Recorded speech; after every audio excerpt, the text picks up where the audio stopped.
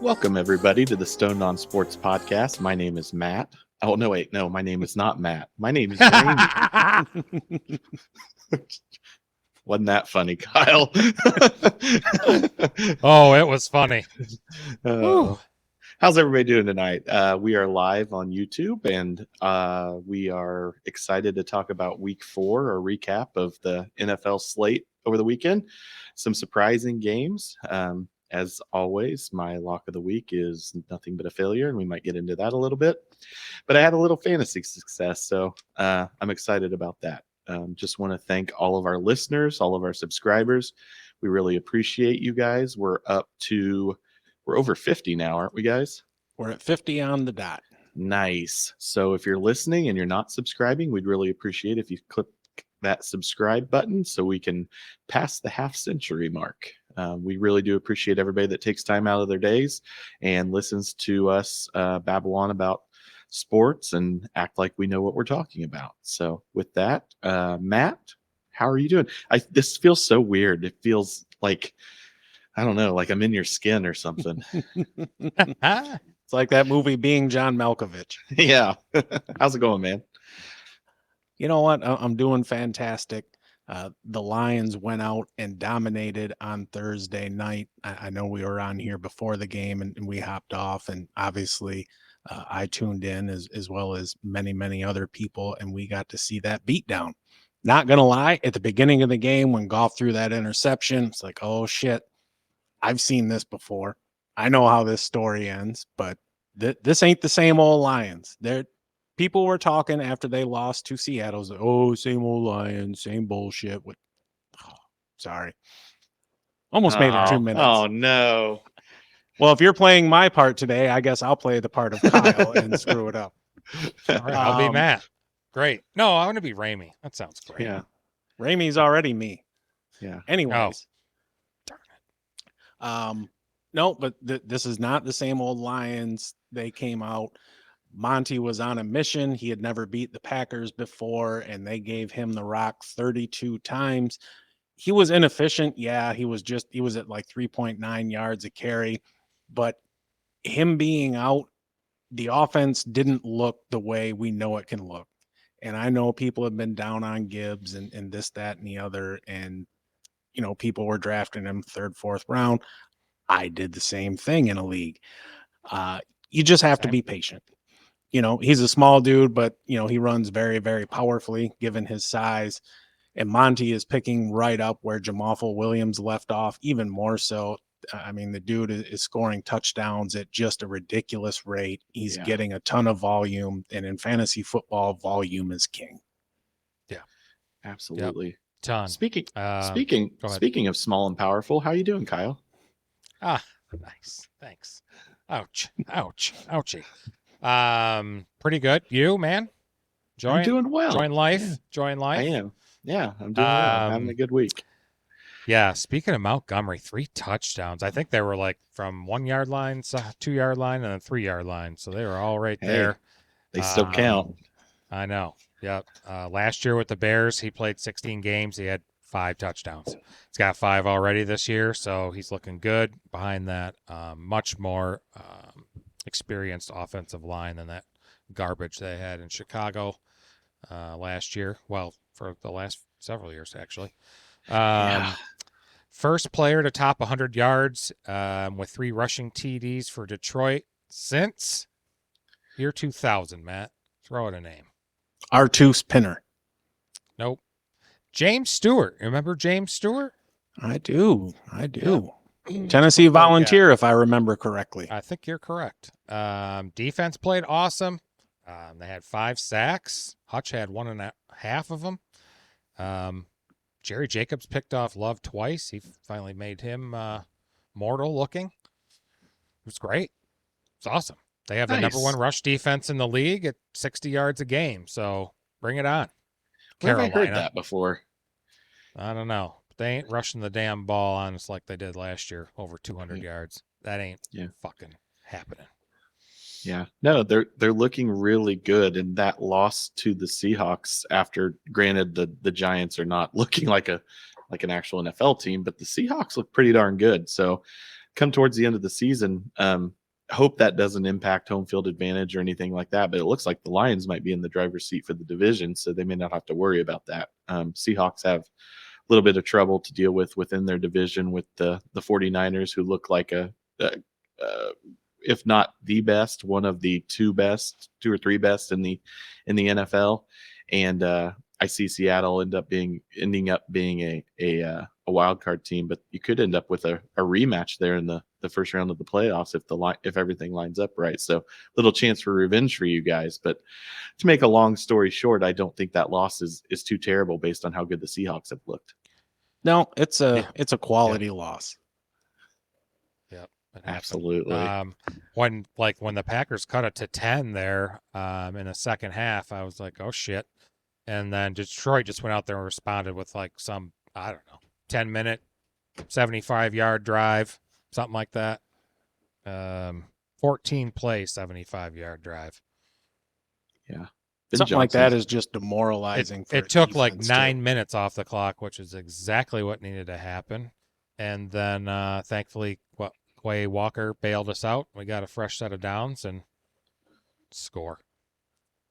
It was beautiful, beautiful thing. But so, do you think Monty is an RB1 rest of the season? You think he's a top 12 guy? Yeah. What do you think, Matt? I think so, just because of his touchdown upside.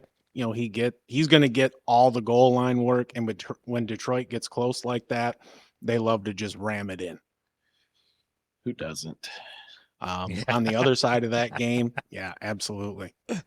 Who doesn't? Romeo Doubs, 25 targets the last 2 games. Christian Watson was back, but even last year, you could tell that Doubs is going to be that go-to possession type guy where Christian Watson is going to be more that down the field threat. If he can continue to get targets at even 75% of this rate, he's going to be a nice little play. And I think he's only like 50% owned in a lot of leagues. He's been good other than that rock fight against Atlanta. Yeah. Big wire pickup, which we'll get into a little bit later on. Yeah. Sure. Oh, what do you guys want to go to next? I do not care. Let's talk about my Colts. All right. There we go. Yeah. I was really high on them coming into the weekend, and for that first half, I was ready to give up. They looked like they were disinterested. They looked like they had been reading all the articles and listening to all the hype about how they went into Baltimore and beat the mighty Ravens, and they did not show up for that first half against the Rams. DeForest Buckner is injured. Looks like it might be a little bit worse than anybody was letting on. He didn't practice all week last week, but that defense did not look the same without him in there. And granted, he played typically on third down, but it was a limited playing time for him. And the Rams offensive line, after just getting demoralized in Cincinnati the previous Monday night, looked pretty solid as a unit against the Colts D line. And Puka Nacua had a game on my bench. And who did you start over him? Just out of curiosity. That's a great question. Achan? No, he was on my bench too. But hey, I won this week, so let's go into detail on your management fails. Yeah, even though you won. Congratulations. Thank you. Yeah, I made some bad decisions, but I still managed to score 180 points this week. So that's a nice score. Hell yeah. Kind of you needed points. You need points too. I mean, points are good too. Yes, they are. So, but yeah, it come out the second half. Richardson looked really good. He made it through the game without getting hurt. There was a little bit of a scare there where he may have tweaked an ankle or something like that, but he had a really nice game. He had what did he have? Let me look here. He was 11 for 25. He had 200 yards passing, 2 touchdowns, and then he carried the rock 10 times for another 56 yards and had a TD on the ground.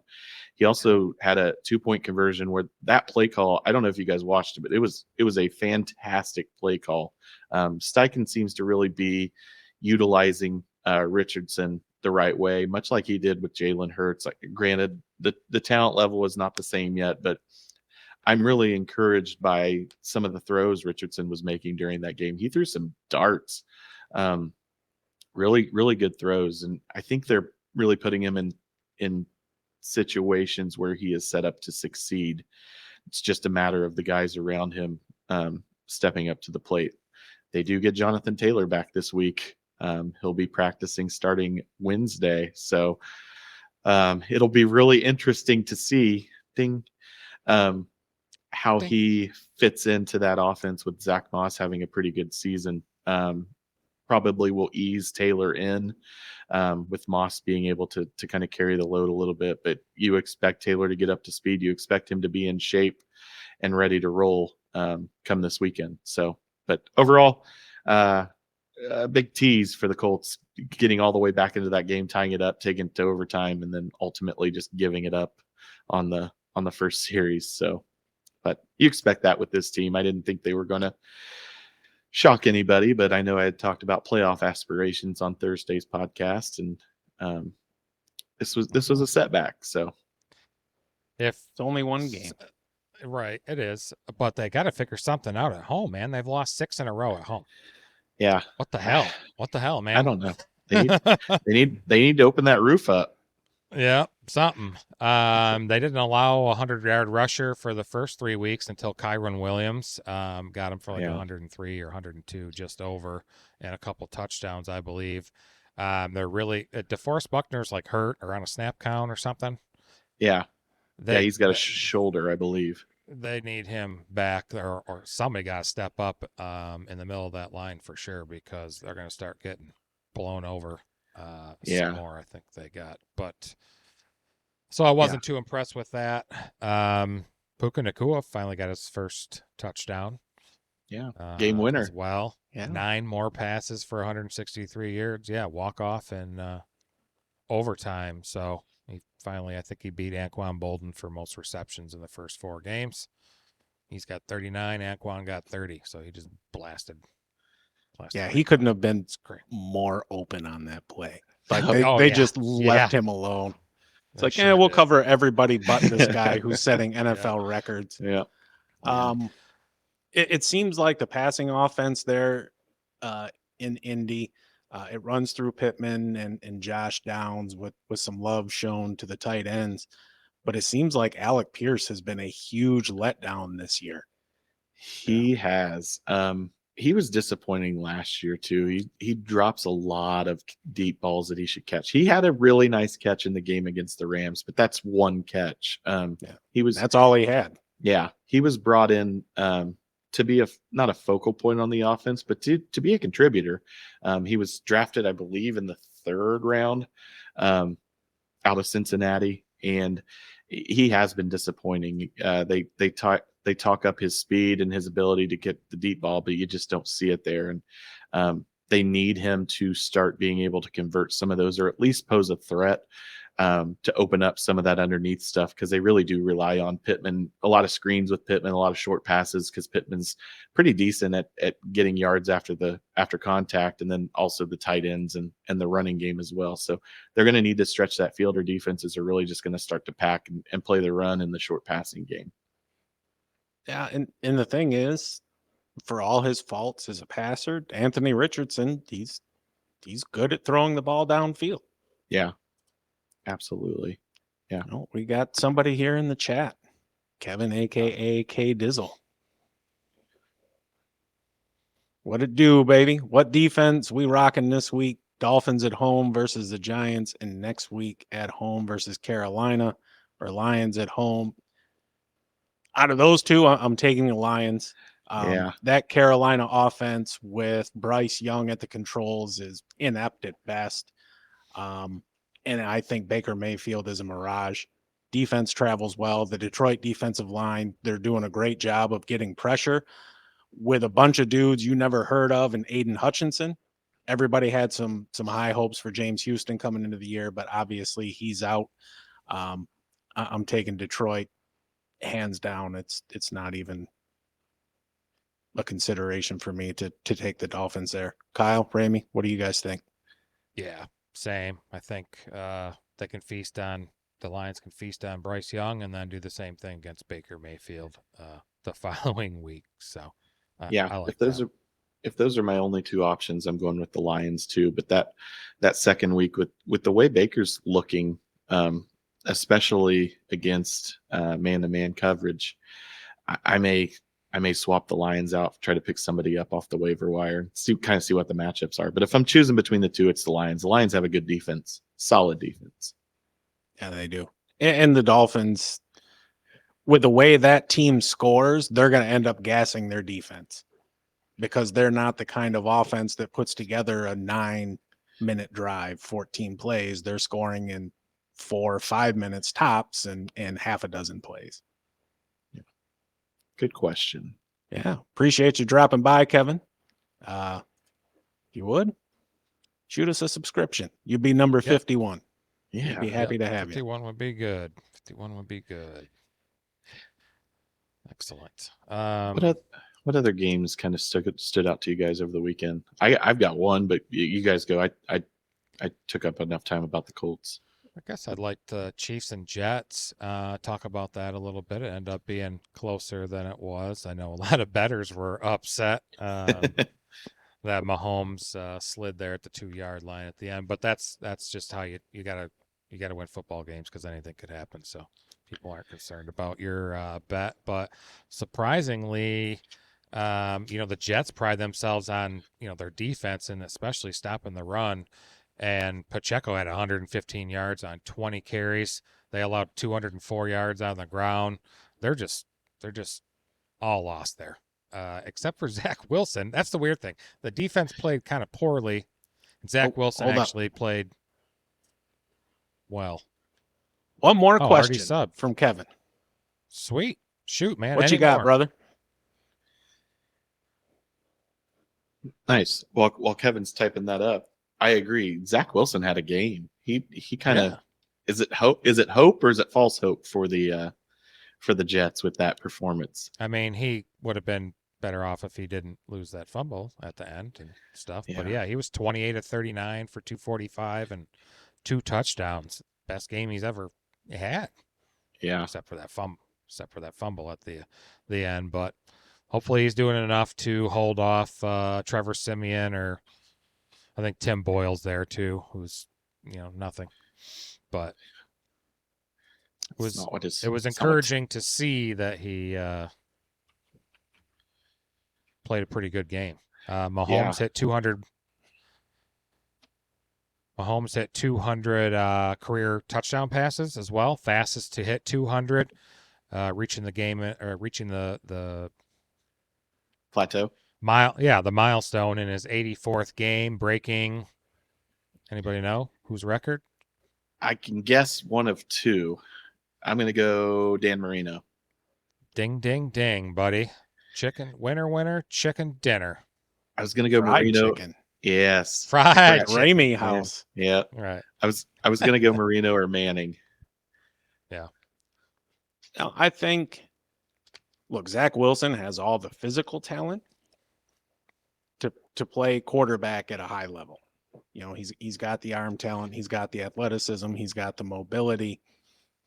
His issue, like a lot of guys that you see, is between the ears.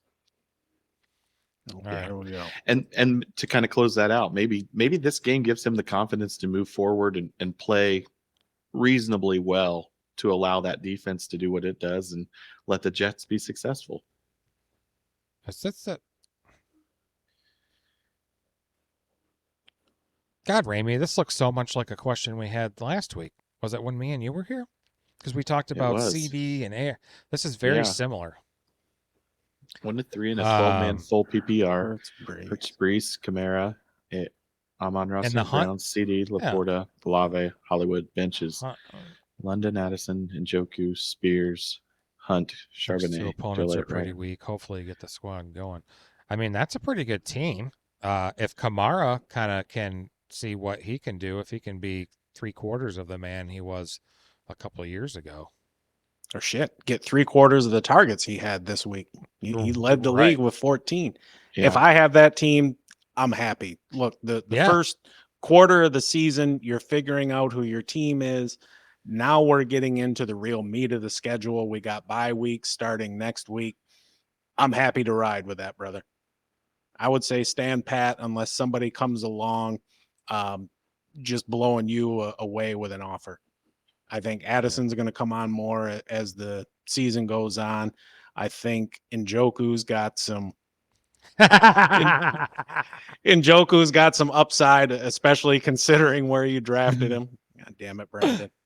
Love it, Brandon. Love it. Yeah, He I said think Joe you're Burrow. good, brother. Yeah. Yeah, No, it's a fine team double flex league. I like that. That's cool. Yeah. Yeah, it is. I like the roster versatility. Yeah, and Njoku burned himself. I don't know what the hell he was doing. Wonder if it was like Richard Pryor. I don't know. Burn himself free basing. Oh man. Yeah, Matt was high on Joe Burrow preseason.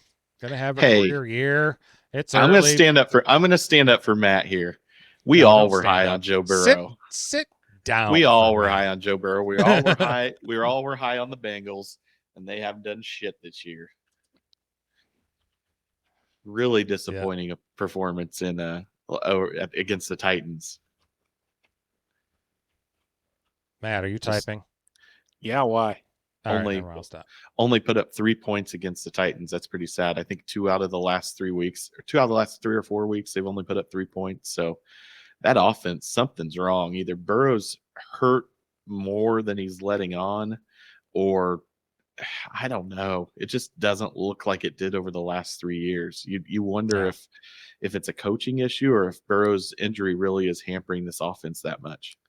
I think it's the injury. When you have a lower body injury like that,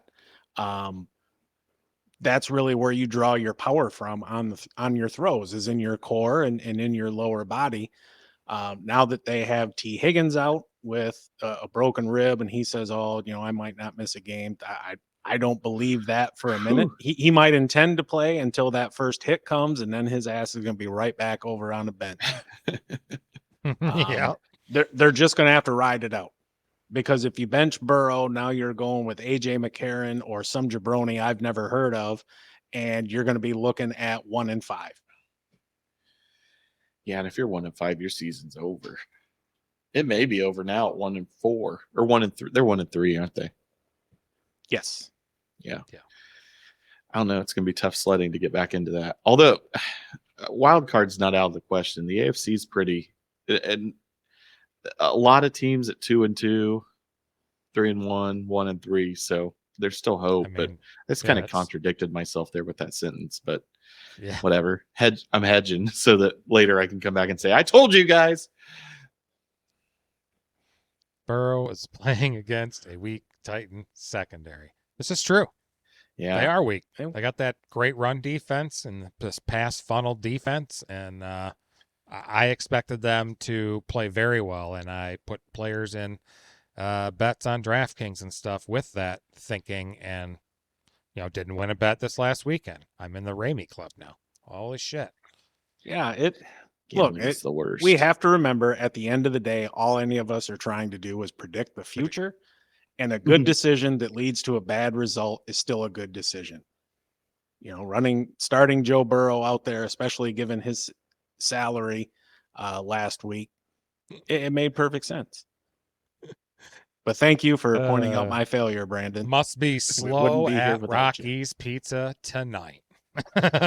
Oh no, it's Tuesday. He's off. He's so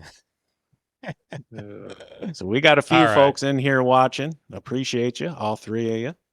Yeah, hell yeah. Don't forget to I wonder if Drewster's one of them. I wonder what's for dinner. Gotta know. That's a great question. Okay, so we were talking about who now? The Bengals. Yes. Yeah. I think we're done talking about the Bengals. All right, good. All right, moving along. How about Dolphins Bills? That'll work. That was expected to be a pretty awesome game, and it was for Bills fans, I suppose. They won 48-20 over the Dolphins after the Dolphins putting up 70 on the Broncos in week 3. Buffalo won their 8th straight at home versus Miami. They got their number there. in recent years. The Bills scored on 8 of their first 9 possessions. They never trailed, and they had 414 yards of offense. They just smacked Miami in the mouth. They did. And Miami turned the ball over a lot. You're Mhm. not going to win a game against a team like the Bills when you have that many turnovers. It was funny to me. Braxton Berrios and Durham Smythe had as many targets as Tyreek Hill and Jalen Waddle. Each pair had Yeah. 10. Yeah. Like, why in the hell are you not getting the ball to them? I understand Achan has looked spectacular over the past couple of weeks, scoring touchdowns. He's very, very efficient with his touches, and Mostert has looked pretty damn well too. But damn, you've got 2 of the 10 best receivers on your team. Yeah. Shit, Yeah. let them eat. Yep. Yeah. Stick with what got you there, and what got him there was throwing deep to Tyreek Hill and letting Waddle kind of patrol the underneath kind of mid range, but also he's able to go deep too. So with Tua's accuracy, I don't see why you should go away from that. I don't know if the fact that Achan and Mostert had such a monster game against the Broncos that McDaniel kind of outsmarted himself against the Bills, or if that Bills secondary kind of gave him concern, thought he'd focus on the run more. But the Bills did a nice job of shutting down that offense. Granted, to your point, Matt, the Dolphins kind of stepped on their own foot in some situations with the turnovers. But I mean, like I said, it was my lock of the week. I thought for sure that Miami was going to. I got tricked by that 70 burger, and I thought at least it would be a closer game than this. And the Bills kind of said, "Hold on, little brother. We're still the big dog here. It's still our division," and kind of set the tone for the next few weeks at the very least. Yeah. Yeah, the way that Broncos defense is playing, Ball State could put up 28 on them. So, what's Man. interesting about Allen, this was his 10th game with 4 touchdown passes. And this was his 3rd time with 4 touchdowns and a rushing touchdown. And he's leading the league in completion percentage, which when he was drafted and for his first couple years in the league, that is a sentence that I never thought I would say. Yeah, he was pretty low. He clearly listened to the Thursday episode of the Stone on Sports podcast and heard us talking about how prone he is to turnovers, because he took care of the ball on Sunday, and that Bills offense since was week 1. humming. Week 1 he hasn't. I don't think he's turned the ball over since then. If he can do that, they're going to be tough if he can continue to do that. Now, it's still, I guess it's October now, but it was still September. I guess it was October when they played on Sunday too. Hell, I don't know what day it is, but it was the first. The weather's going to turn, and it's going to be tougher to hold on to that ball. So you hope he can continue it as they move down the stretch and take care of that ball, because when he does, they win games, and he's shot them in the foot a few times with turnovers. But if he takes care of the ball, this could be the year where they make a deep run and maybe finally crack into that Super Bowl conversation, with the Bengals not looking as good as what we had thought they were going to. Yeah, their defense looked good. Held Miami to 3 of 10 on 3rd down and 0 for 3 on 4th down. Forced a couple turnovers, had 4 sacks, I think. And the Dolphins had only given up 1 sack in the first 3 weeks. So they took advantage. And the secondary for Miami is very vulnerable. They haven't looked good either. They're 25th in passing yards allowed and 27th in yards per attempt allowed. So they're vulnerable, and the Bills saw that. Josh Allen and Diggs, they took care of it. Bad that they lost Tre'Davious White though. Yeah, big loss for them. Achilles out for the year. It's a bummer, but he knew it. He knew it too. I mean, Miami's good. It's the Bills and it's the Chiefs, right, in the AFC. I think so. I think it's one game, so it's hard to kind of write off Miami completely. But with it being such an early season game, and knowing that Miami gets to go to Buffalo in a good weather game, and the weather was perfect, to kind of lay an egg up there, it's discouraging. It probably puts Miami in that wild card conversation, and depending on where they have to go and what the weather's like in December and early January, it could come back to haunt them. So but I agree with you. Right now, I'm surprised the Chiefs are playing as well as they have been with the not only Kelsey's health issue, but Chris Jones's holdout. They look like they have not lost a beat since both of those guys came back, and they look hungry as hell. Like they don't look like they have a Super Bowl hangover at all. Yeah. Wait, I agree. They need Jalen Ramsey back as well. It'd be that they're not looking good. It'd be good. Offensively, they're going to have to score all those points to keep up because people are going to start passing on them. Oh, Yeah. for sure. But we knew coming into the year that this wasn't going to be a team that was going to win with defense. You're right. Bradley Chubb has been extremely disappointing after that trade last year from the Broncos, and especially seeing that Vic Fangio is now that defensive coordinator. You would have thought he would have been able to come in and really utilize Chubb in a way that would wreak havoc on the quarterback and hopefully alleviate some of that pressure on the secondary, but he hasn't been able to do that so far. He only had 2 tackles on Sunday, and really just not having a great season for what they gave up to get him. And then I think they paid him too once he came over. I believe so. That was kind of an ill-advised trade, but Yeah. I mean, at the time it made sense. They needed somebody to help bolster their defense, and he was what was considered to be a young and ascending player. Only he's kind of plateaued. Mm-hmm. Where are we going next? I don't know. Are we at 31 minutes? Commanders, Eagles. Did we talk about them? We can. Not yet. I don't know. We went to overtime. Eagles won 34-31 in overtime. Commanders are 2-2. Eagles are 4-0. So what? Them and just the 49ers are the undefeateds now because Miami lost. Commanders, man, played them tough. They've been playing everybody tough, like Ramey said earlier. Or maybe we said that before we were on. Yeah. But their defensive line Brown, is the truth. Yeah, it is. But A.J. Brown put on a display, 9 for 175 and 2 touchdowns. Team's looking good. The team is looking good. Yeah, and you're absolutely right. We were talking about how the Commanders always seem to play the Eagles tough. The Commanders always seem to play tough. It's just a matter of the quarterback, and Sam Howell played pretty well. He was 29-41, 290 yards and a touchdown. He's not the reason that they're losing games, and that's pretty much all you can. You don't think he holds on to the ball a little too long. Most of the I'd not say most, but half of the sacks he's had so far this year, which is a lot, have been his fault. Yeah, I agree, Brandon.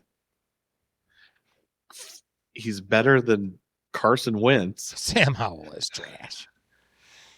Carson Wentz, that dude is. I was actually talking with Wade about this the other day. Like, he's got all the physical tools to play the game. He's another guy where the issue is between the ears. And he was never really the same after that. What did he do? He tore his ACL, right? Yeah. He was on track to be MVP that year. Yeah. What the hell happened to Dallas Goedert? Yeah. Tell me. I have him in 2 out of 3 leagues. And I'm like, all right, I'm just going to stick with it. But I'm thinking about not sticking with it. But I mean, who's really available that's better? Yeah, so I mean, you could go. Tight end is a wasteland this year. It is, and Cole Kmet's not going to get 2 touchdowns every week either. So it is what it is. So I'll probably stick with Goddard, stream somebody during his bye, and throw him back in again. Is it just a matter of how much does Jalen Hurts hurt Goddard's value in the red zone and on the goal line? Because normally you'd want a tight end to be able to kind of catch some of those balls in the red zone, and instead they're doing the tush push and getting Hurts into the end zone, which, I mean, it works. You do what you're comfortable with and you do what's successful, but I wonder how much of that short yardage ability by Hurts impacts Goddard's value as a tight end on that particular team. I think the Eagles' penchant for running Hurts there at the goal line hurts running back value more than it does tight end value. But just looking at their roster, they don't really have that between the tackles guy who you can just slam into the line to get you that 6-8 inches. So they run their tush push or brotherly shove or whatever the hell you want to call it. I don't know. He's There's only so many mouths to feed on that offense too. Yeah. And DeAndre Swift has looked great since he's gotten there. So, he's been getting the bulk of the work out of the backfield. You've got AJ Brown whining because he's not getting enough targets and not getting enough looks. And the nail that sticks out gets hammered. And that's what he got this week. 13 targets, 9 grabs. Devontae Smith is always going to get some looks. He went 7 for 70. There's only so much to go around. And now that they have Swift there who excels at catching out of the backfield, he's getting looks there too. And it seems like Goddard is the one that's getting the squeeze this year. He's not getting a lot of receptions. We talked about that last week. He's rushing the damn ball. He had 4 grabs this week. Yeah. Did he? Oh, last week he had 1 target. So 4 is good. So just could have been the opponent, but he is looking good. Now watch this week Philly go out and Goddard has 8 catches for 110 and a touchdown. I hope he does. And if you remember, that was when the Eagles were 8-0 last year. They're the Commanders are the one that spoiled that last season as well. So they play him tough. Doesn't even matter. And it was at Philly too, and still played him tough. I'm fans are fucking relentless there. It's a division game too, and once you get into granted it's not so much like college where you have your non-conference and then conference games. You've got your division games spread out throughout the year, but there in the NFC East, everybody plays each other tough, even when some of the teams are trash. Except the Giants. I saw something today that, while it's not brand new news, it still is a shitty reminder. The Giants, Jets, and Bears, who have a combined 2-10 record, have 14 primetime games this year, and the Giants have been outscored 94-15 in primetime so far. Not good. Daniel Jones is like 0-7 in primetime. So thanks for the 40 mil. He's the new Kirk Cousins. Oh, yeah, Jesus. They would love if he was Kirk Cousins. Yeah, they would. Oh, hey, Wade's got a question for you guys. Lions question. What's the latest on Jameson Williams? Now he's practicing. Campbell said that they're going to ease him in again, and that might have something to do with the timetable got changed. Just like that, all of a sudden, where his suspension was reduced. So they probably had a plan worked out for 6 games, and now they had to juggle and change a little bit for 4. And he'll get ready. He just needs to be. He just said he needs to be a reliable receiver. So that's all we need him to do. He has a very specific role in that offense. He did have that hamstring injury there in the preseason, and he wasn't allowed to be in contact with the team about his rehab, which I think is kind of a stupid rule. I understand they're suspended, but this is like a player health and safety thing. Right. And why can't it just be the medical staff in contact? Okay, you can't have nothing with the you coaches can't talk to the GM. coaches, but you can talk to the trainers. Right. Yeah, it makes fucking sense to me. But yeah. Would you bet on him having a big impact this week? No. Not this week. No. They've got a few weeks until their bye. My thought process the whole time was, look for him to really start to make an impact after the bye. Maybe that timeline is accelerated by a week or two. Maybe the week going into the bye, he really starts to make his presence felt. But it'll be later on in the season. And there's no super hurry because Josh Reynolds has been playing well. Yeah, and Sam Laporta's been playing well. They have options to stretch the field. So, yeah, I just ease him in. I'm good with it. He's going to have some big plays. It's coming. And like Matt said, it'll be the second half of the season. Sure. And we got Marvin Jones, who wears 0 because that's what he contributes. Yeah. I got to believe I don't know. I got to see them releasing him. I'd keep Khalif Raymond over Marvin Jones. Yeah, Khalif Raymond can at least stretch the field. Well, he's also valuable on special teams as well. So Yeah. Waiver targets. You want to do Sure. a little bit of that? Real quick, Have a- did you know that right now there are 5 quarterbacks on pace for over 5,000 yards? Cousins, Yep. Herbert, Tua. Yep. Yep. Tua, is Josh Allen? Nope. Zach Wilson. Oh, Stroud, CJ Stroud. CJ Stroud. And the Whew. other one's probably, who was the other one, Ramey? That would be what? Why am I Goff? not fucking. No, Oh, Mahomes. yeah. Goff, yeah. No. Matthew Stafford. Wow. Yeah, because, he's got to throw the ball 45 times. Fucking, Yep. of course, Puka Nakua's had a gazillion catches. With Of a course he broken has. freaking hip. Right. Yeah, he was hurting, but he played through it. He's a tough son of a bitch. He's a gamer. Yeah, he is. He is. Well, actually, let's talk about the listener league first. Okay. Hey, Let's do it. let's check out the standings. I'll throw them up here. Ramey's made some improvements. He's not in Yes. last anymore. He won Yeah. and scored a bunch of points last week. Like Sure 100 did. I'm on 180 a or winning something. streak. 180. Drew's got some. Yeah, Drew's looking good again. Who's the highest scoring? AJ. Drew. Oh, no. 635, 94. Yeah, look at Jesus, Elvis. AJ.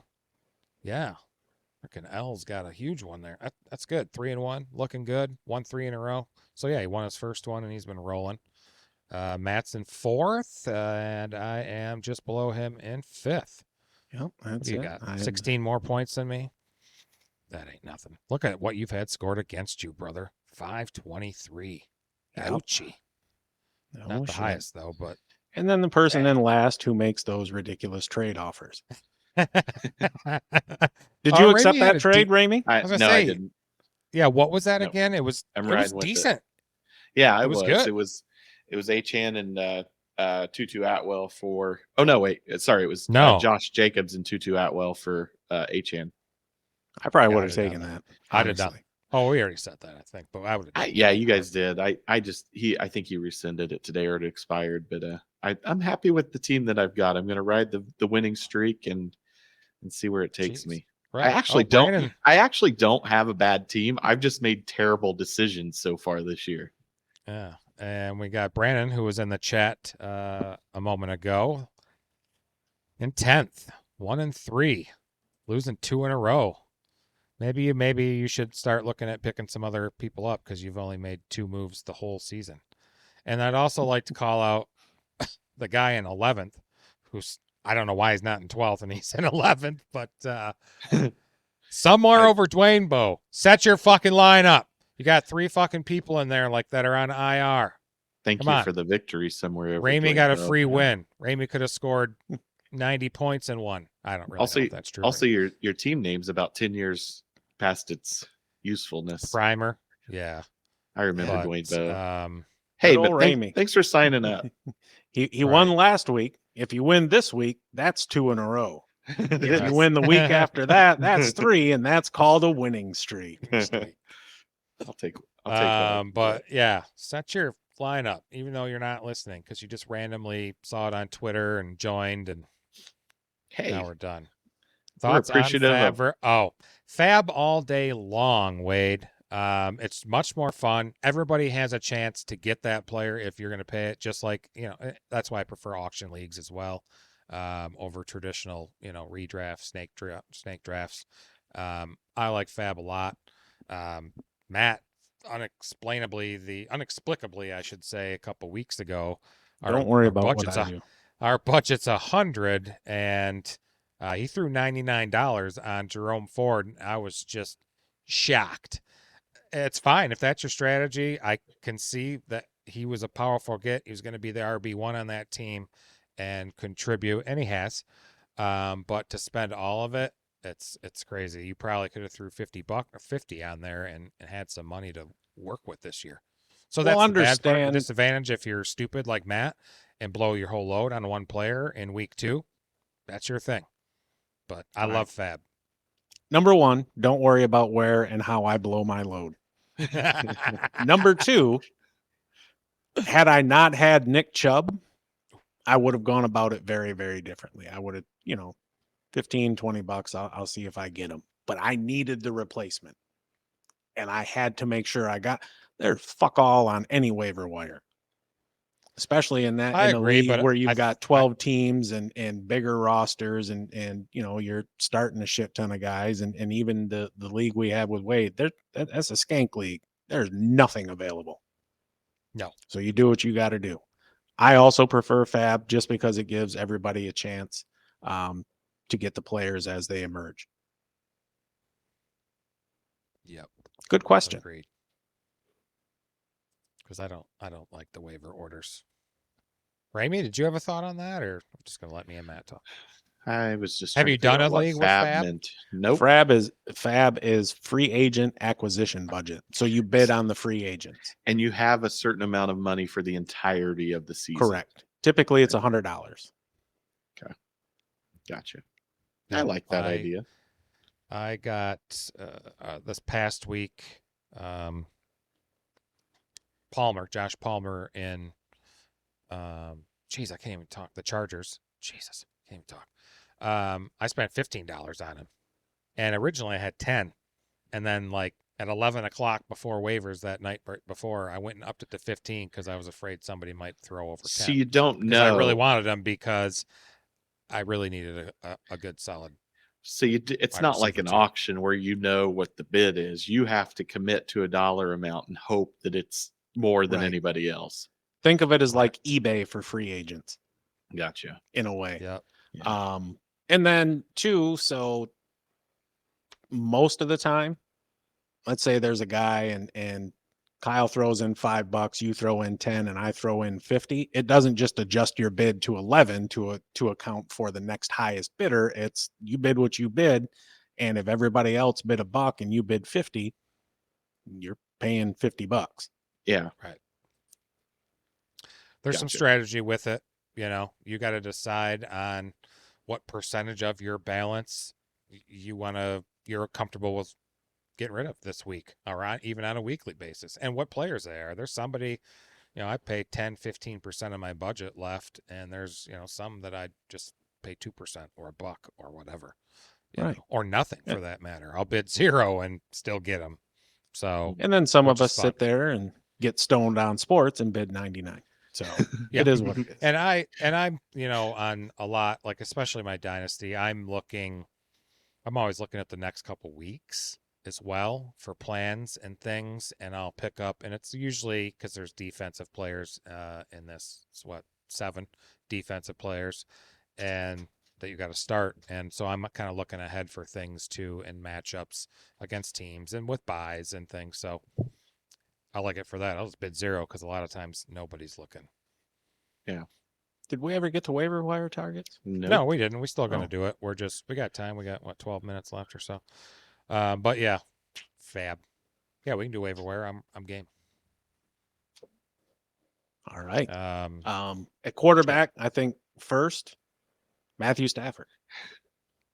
Wow. That was what I was gonna say. Dude's on CJ Stroud.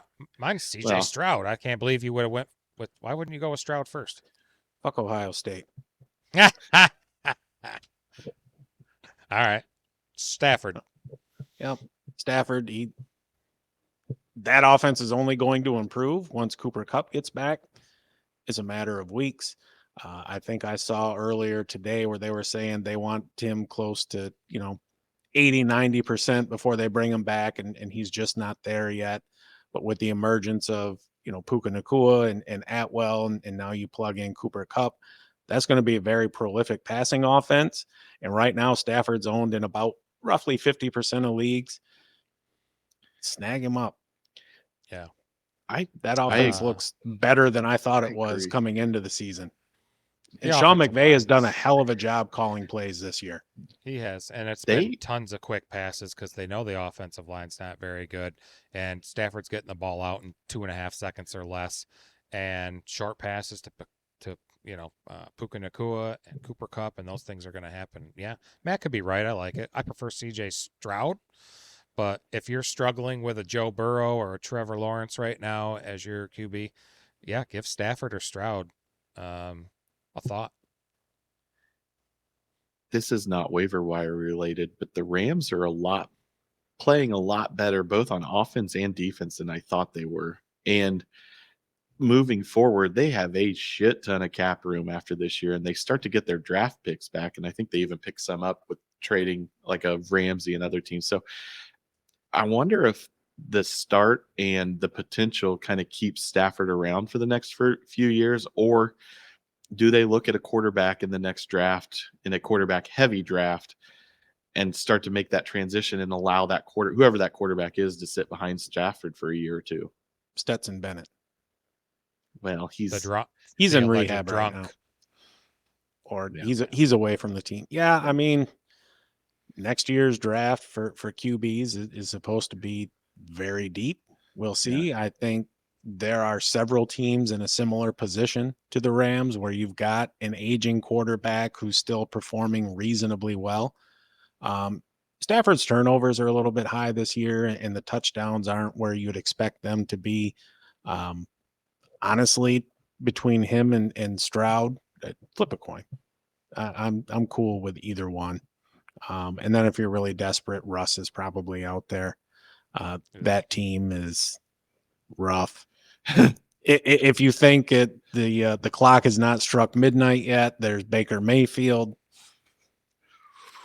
But if you're looking at guys like that, you're desperate. You were talking earlier about Trevor Lawrence. He actually leads the league in fewest turnover worthy plays at a little over like 1%. So he's not playing poorly. You're just not seeing the results of his play in the stat sheet. Yeah, for sure. Wide receivers, I want to say Tyler Boyd's a good look. Right now the Bengals are kind of broken. So he's kind of like an uninspiring waiver wire pickup, but he's not going to get you 0. He had 7 targets last week. I think T. Higgins will be out longer than he thinks he will. I say it's at least a couple weeks. I'm not sure when their bye is. Not soon enough. Yeah. Jesus. Bye week's coming up. Yeah, I don't know. Maybe he could get you 9 or 10 points, but something's got to start clicking on that offense. Ugh. Yeah. I mean, if you can pick somebody up off the waiver wire, plug him in, and he gets you 10 points, you should be pretty damn happy with that. Yeah. And he's shown in years past. Now, granted, he's getting a little bit up there in age. He's been around for a minute, but he's been very, very reliable. Even as the wide receiver 3 in that offense, he'll turn in a couple 100-yard games a year, and he'll get 4 or 5 touchdowns. I drafted him on a team and just plopped him on the bench, and it's like, look, I'm an injury away from having a solid wide receiver too. I wasn't expecting Joe Burrow to play like ass, but in theory, you've got solid wide receiver 2 upside there. Somebody who, come in around wide receiver 18 to 20. Yeah. What about there's the rookie wide receiver Michael Wilson for the Cardinals that had a good game last week. 7 for 7, 76 yards, 2 touchdowns, 26 points. What? That was going to be mine. Oh, I'm sorry. I had Matt Stafford, and I was so excited because I thought it was my turn. Okay. And all right, I was going to talk about Michael. No, go ahead. Shut up. No. I'm going to let you go with the rest of it. But they're going to be playing behind all season. He's an interesting look. Yeah. But go ahead. They're a second half team, too. He seems to have built a pretty good relationship with Joshua Dobbs. And Josh Dobbs is not bad. No, not too terrible. Yeah. So, but yeah, he's Michael Wilson's got 14 catches, 237 yards, and 2 touchdowns. You thought Hollywood Brown would be taking all the catches and all the touchdown opportunities in the receiving core on that team, but he's I like Wilson going forward. Yeah, I think Wilson's played in almost 70% of Arizona's offensive snaps. So, and he's available in 90 to 95% of leagues right now. So he might be a guy that you want to pick up and kind of ride. Maybe not. I don't know I need to do some research and see who they play this week, but depending on the matchup, he's worth throwing in there. And like you said, Kyle, they are a second half team and they're going to be behind a lot. Look, I got 2 words for you. Garbage time. Yeah. that Yeah. team is going to have a lot of garbage time. They're a competitive team. They're not likely going to get blown out by a lot of teams. But yeah, they're going to be behind quite a bit. And you're exactly right, Ramey. Almost called him Romeo Dobbs. What the fuck is his name? Michael My Wilson. mind. Josh Josh Dobbs. Dobbs. Oh, Yeah. He's played surprisingly well. yeah. I bet Pittsburgh wishes they still had him. Arizona's got the Bengals at home this week. I ain't touching that game betting. Yeah. No. But and I know we'll talk Thursday about Thursday's game, but Chicago at Washington. Ugh. Can't Ugh. wait. They got to figure out a way to flex out of those games. I know they can't because Yeah, they can. With 28, it's new this year, but you have to give 4 weeks notice to Right. do it. And Running this backs. Yeah, what you got? Big one for me is Chuba Hubbard. Miles Sanders has not looked great down there in Carolina, and now he's got a groin injury. Chuba Hubbard has been effective throughout his career, granted in limited snaps. He's not somebody you want to have carrying the rock 25 times a game, but you know, he's somebody you can give the ball to a dozen times and give him 4 or 5 targets and he can produce for you. I bet they wish they had Dante Foreman still. I bet. Yeah, Sanders kind of played through a groin injury. You know how those can be kind of tricky. Those can get re-aggravated at any time. And yeah, Chuba had 14 carries and caught a couple balls too. He's a decent bench stash for sure. Definitely. absolutely. I agree. Who's off this week? Buys start this week. So we got Chargers. Browns, Chargers, Seahawks, and the Buccaneers. If you're looking to replace the Cleveland defense, which has been pretty solid, of course, Seattle had a great game last. Their defense had a great game in Week 4. Consider the Lions. Please consider the Lions. They're 10th in PFF defensive grade, 6th in run defensive grade, and they are number 1 in rush yards allowed per game in the NFL at 60.8. That's a 60.8. It's great. Like, that's a great defense to grab for streaming and maybe somebody to hang on for the long haul. But for this week's Brown, if you don't have the Browns this week, I'd pick the Lions. Or you know what? They get the Panthers at home. If you lose out on that one, pick the Commanders. They got the Bears at home. That's, I mean, on a short week. Have to, on a short week, and they played well against the Eagles. I like the Commanders' defense this week too. We haven't talked about defenses yet on waiver wires. I'm like, you know what? Why the hell not? It's bye week. Yeah. Right. So it's a bye time week. of the year where you do what you got to do. Yeah. Yep. My last one is it might be one that you want to pick and stash. Jaleel McLaughlin for the Broncos with Javonte Williams staying out. Samaje Perine and him are kind of splitting carries. Oh, I thought. Oh, shit, but it's kind of going. Oh God! I'm like, I thought we were done with waiver wire, and I'm like, he's still No, talking. Kyle's done talking, so we're done talking about it. No, I don't matter. I'll just sit here quietly and mind my own business. I'm just not. I had a long day. I'm not listening fully. It's great. Thank you. No, continue. I think he's worth. I was like, oh shit, I took that down. Let me put that back up. So you say, please continue, and then you continue to talk. Mm-hmm. Yeah, it's fine. Jaleel McLaughlin for the Broncos. Pick him up. He's looked explosive. Yeah. In limited touches. He actually had 2 more touches than Perine. So it's kind of starting to go the other way where Perine started out having way more touches than McLaughlin. But it seems that his explosiveness and his plays is kind of getting him the ball more than Perine as they move forward. So we'll see. Perine, let's face it, he's a receiving back. I mean, that was his thing in Cincinnati. Rarely ran the ball, and then was asked to do it this week when Javonte went out. Yeah, it makes sense that Jaleel was a lot more efficient at another bench stash because I don't think Javonte is expected to miss time. I think I read correct. What was it that I was reading? He's not missing time, but it's still the hip injury's bothering him still. Day to day. Aren't we all? Yeah. We all. Shoot. Yeah. Oh shit.